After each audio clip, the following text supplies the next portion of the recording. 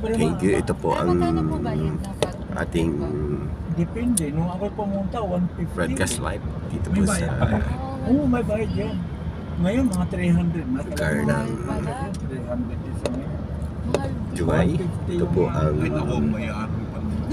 oy, dalawa po kami. Ma-appreciate mo talaga yung taas. Yan, ito po yung Actually, the fastest elevator sa buong football mundo. stadium ng Thailand.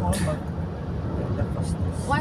Kita niyo po, napakaganda. Wala pang transfer. Wow. Diretso lang. Diretso? Malaman mo. Ang sakit sa tinga. Hindi naman.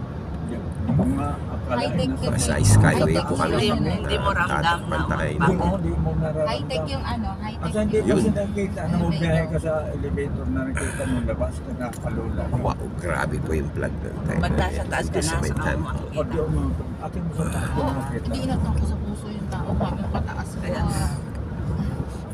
Ay isipin mo yung nakapaligid sa lamin. Tapos walang Dapat pati yung elevator, salamin din. awan ng danger. Ay sana, baka baguhin na lang. Sa elevator man, malulula ka na. Pagdating sa taas, grabe. Yung kagabi, yung palipat-lipat tayo ng escalator, kinakabahan na ako. Kaya puro ako doon sa kabila, yung di ko nakakita. Yan po.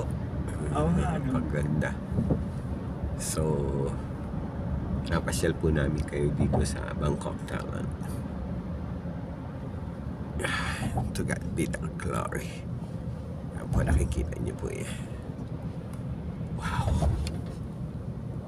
Yan po. To God be the glory. Signing out po muna mga kapalalig po.